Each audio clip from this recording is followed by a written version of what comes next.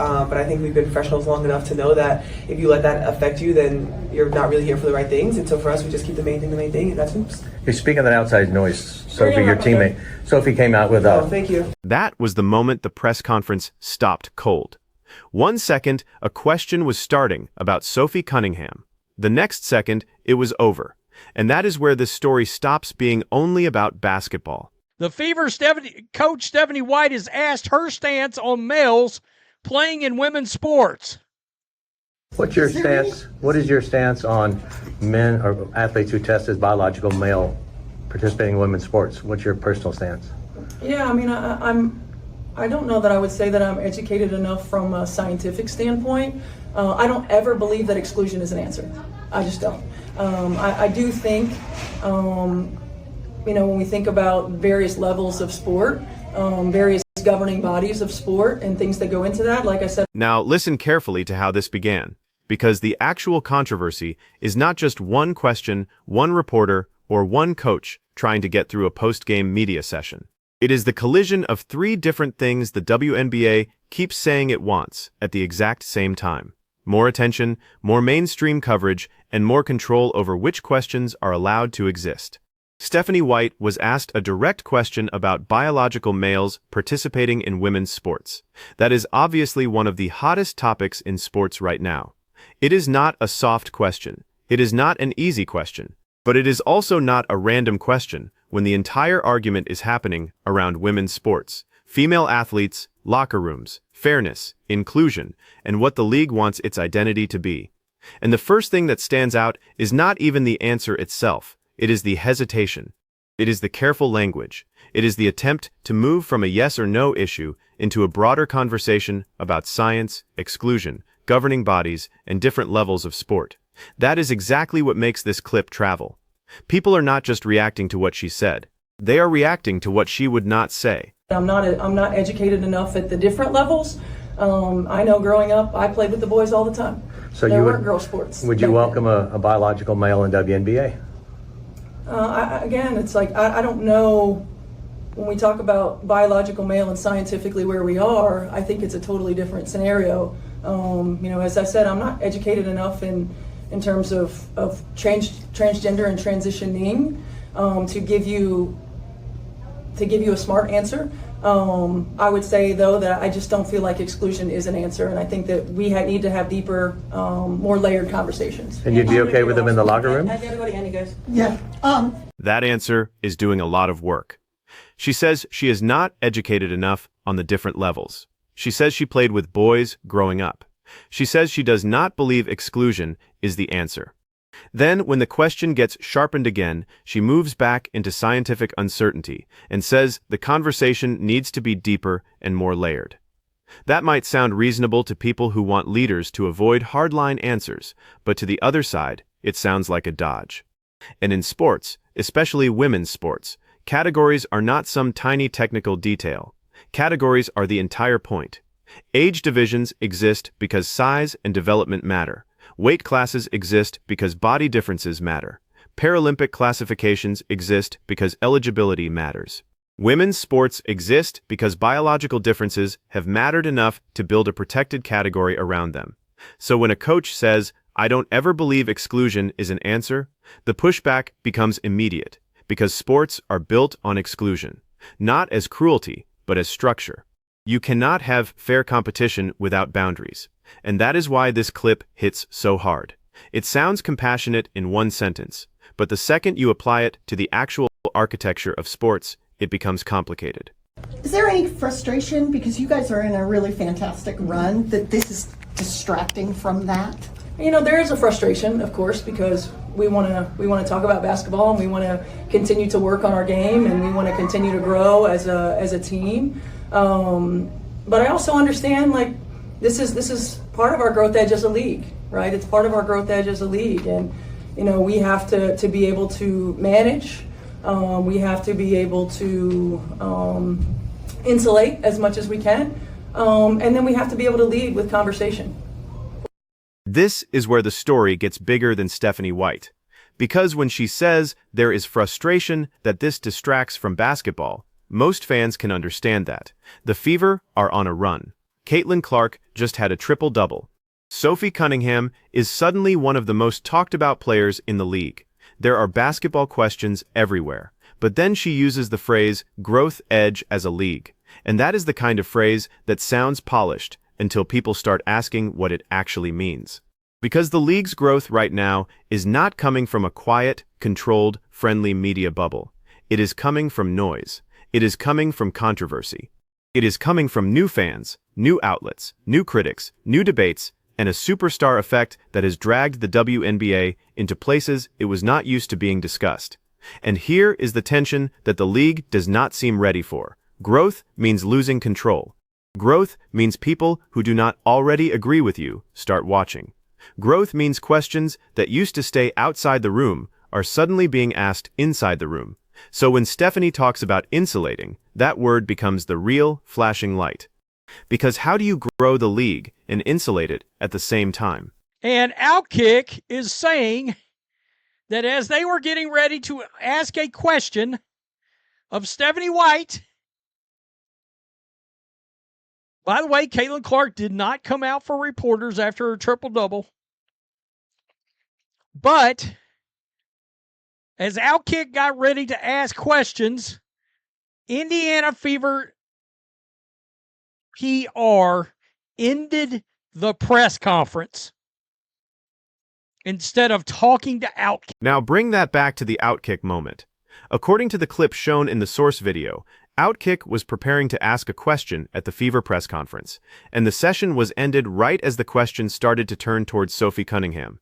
That does not automatically prove some massive conspiracy. Press conferences end all the time. PR staff move players and coaches along all the time. Sometimes timing is messy, but perception matters. And in this case, the perception is brutal for the Fever.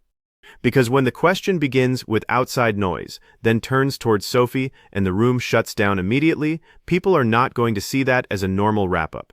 They are going to see that as media control.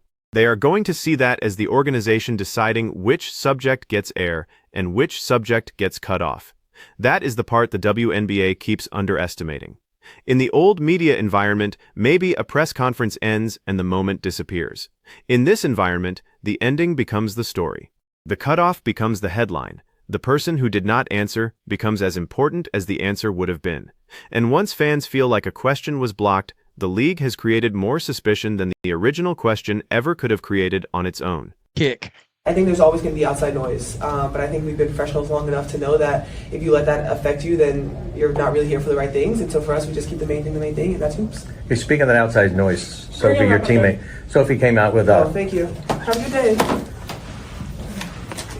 Wow.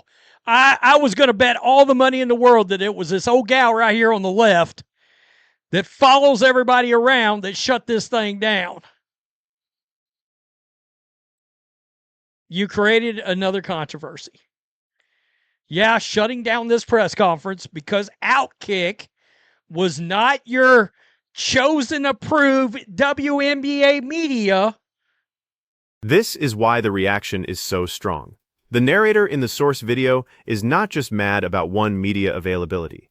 He is making the argument that the WNBA wants mainstream attention only when that attention comes from approved voices. And whether you agree with him or not, that is the exact frame that is now spreading. The league wanted growth. It got growth. But growth does not arrive neatly dressed, speaking the preferred language, asking only comfortable questions. It arrives through cable shows, political outlets, independent commentators, fan channels, viral clips, and people who may not share the league's assumptions. That is what happens when a niche league becomes a national argument. And this is the part that should worry the WNBA more than the criticism itself. The worst look is not a coach giving a cautious answer. The worst look is making fans believe the league is afraid of the question, because once that becomes the story, every avoided answer looks like confirmation. Every ended press conference looks intentional. Every PR decision becomes evidence in a case the league did not even realize it was building against itself. Samara. What's your stance on athletes who are biologically male participating in women's sports? Yeah, I mean, my focus as a basketball coach, I be completely honest, like I don't think I've ever had to think about that. I'm completely supportive of people from all communities, all walks of life. So that's my stance completely. You know, I'm supportive of everyone in the Portland, you know, the community. Would you be okay with biological males participating in the WNBA? I think I've given my answer already on that question. Then Portland Fire coach Alex Sarama gets asked his version of the same question, and his answer is different in style but similar in effect. He says his focus is basketball. He says he supports people from all communities. Then, when he is pressed specifically on biological males in the WNBA, he says he is okay with the answer he already gave. Again, that is not a direct yes. It is not a direct no. It is the kind of answer that protects the speaker from taking a hard position while still signaling a general value. And that is exactly why both sides hear what they want to hear. Supporters of the inclusive framing hear compassion. Critics hear evasion. But from a media standpoint, this is gasoline, because now it is not one coach. It is a pattern. Ask the direct question. Get the broader values answer. Ask again. Get told the answer has already been given. That creates a loop commentators can replay all day. Why is nobody willing to answer the actual question? And the longer the answer avoids the specific scenario, the more the controversy shifts from policy to trust. Quote, I don't ever believe exclusion is the answer. Cool, so you think Olympians should be excluded from Paralympics? 18-year-olds should be excluded from 12U heavyweights? Shouldn't be excluded from featherweights? This argument right here is the heart of the backlash. The response is simple. If exclusion is never the answer, then why does sports have categories at all? And that is a much harder question than some people want to admit, because sports are not just about participation. They are also about competitive meaning. A championship only means something because the eligibility rules mean something. A roster spot only means something because not everyone can have it. A women's league only means something because the word women's is not decorative. It defines the category. That does not mean the human side is fake. It does not mean the conversation is easy. But it does mean that a league cannot live forever on slogans. At some point, it needs standards, it needs clarity. It needs to explain how fairness, inclusion, safety, privacy, and competition fit together in real life. Not in a panel discussion, not in a statement full of soft words, in the actual league, in actual locker rooms, in actual roster decisions. And until that clarity exists, every coach is left standing at a microphone trying not to be the person who creates the next headline. All right, so we're here at it's the Fever and the Fire game at the Moda Center, and these young women showed up to do what? We showed up today here in support of Sophie Cunningham and her stance on biological men in women's sports, and being the first professional athlete to stand up and say that she doesn't think it's fair, and do it in a very respectful, kind, and loving way. So we're here to support her. Awesome. Then the story leaves the press room and goes outside to the fans. These young women say they showed up to support Sophie Cunningham and her stance on keeping women's sports about women and girls. That matters because it shows why Sophie has become more than just a role player in a basketball storyline. She is becoming a symbol for a new piece of the audience, not just because of her on-court play, not just because of the Fever, but because she has been placed directly into a cultural argument that the WNBA cannot separate from its own growth. For years, the league wanted attention. Now, attention is here, and it is not only about box scores, it is about what the league represents. This is where Sophie's rise gets fascinating. Caitlin Clark brought an enormous mainstream sports audience.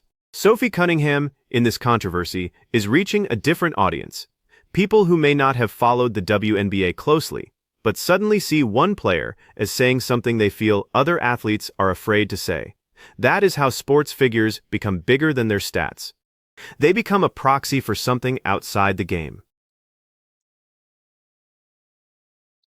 This is Portland booing Sophie.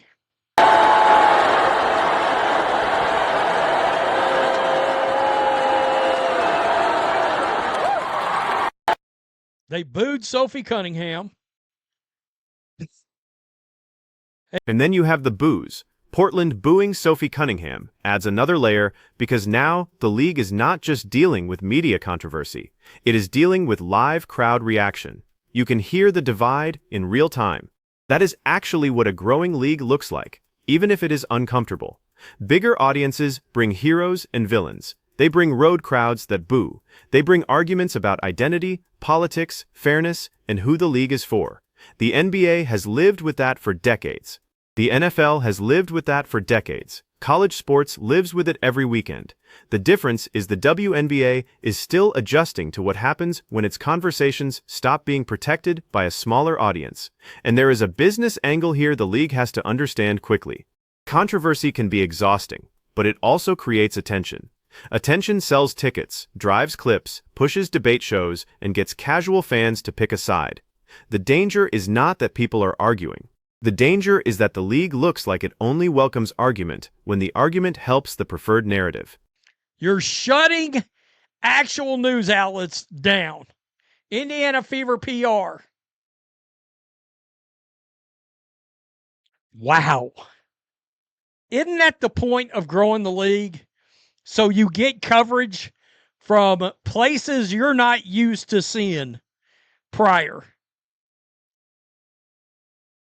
I mean, the fact that OutKick is there obviously means the audience has stretched out in some kind of way. We want to grow, but we only want to grow with a specific portion of people. It's not going to work like that. This is the line that pulls everything together. The league wants to grow, but only with a specific portion of people. That is the accusation. And that accusation is dangerous because it lands on a real tension inside the WNBA's current moment. Caitlin Clark changed the scale of the conversation.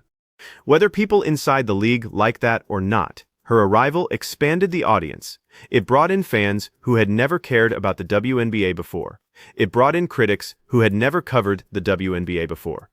It brought in people who watch sports through culture war lenses, people who watch through basketball lenses, people who watch because they love Clark, people who watch because they resent the attention Clark gets, and people who just enjoy the chaos. That is not a clean audience.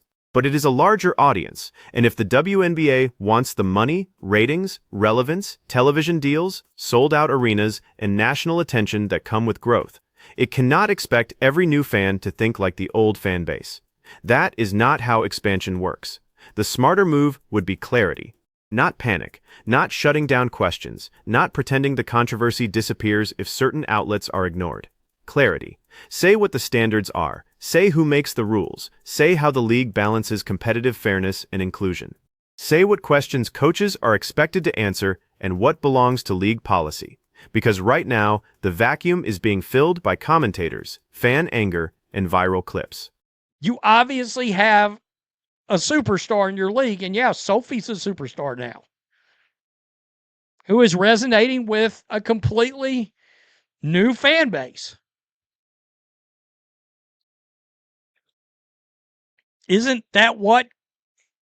Look, the league literally went from one superstar to two superstars. That's how you grow a league. And I don't want to hear about Asia. I don't want to hear about Angel. I don't want to hear about Paige. Stop it. They ain't not a three. None of the three making national news about nothing. This is where the narrator makes his biggest claim.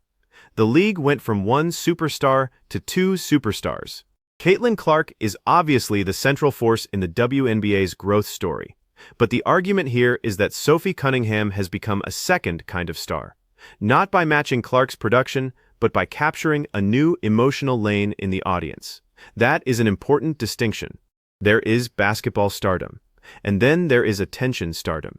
Caitlin has both. Sophie, in this moment, has attention stardom because she is connected to a bigger fight over women's sports, speech, and what fans believe the league is willing to tolerate. That does not mean every claim about her is fair. It does not mean every defense of her is balanced. But it does mean the WNBA has a new media reality on its hands. And this is the late payoff. The press conference cutoff matters because it made the league look scared of the very audience growth it is benefiting from. The Stephanie White answer matters because it showed how careful league figures are around direct questions.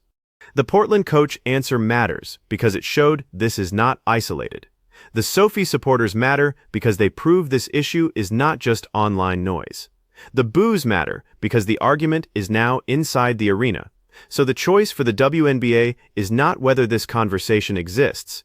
It already exists. The choice is whether the league handles it with transparency or keeps feeding the suspicion that only approved questions are allowed. And that is where I want to hear from you. Was the Fever PR team just ending a normal press conference, or did they create a bigger controversy by cutting off the wrong question at the worst possible time? Like the video, subscribe for more, and tell me which side you think is reading this moment correctly.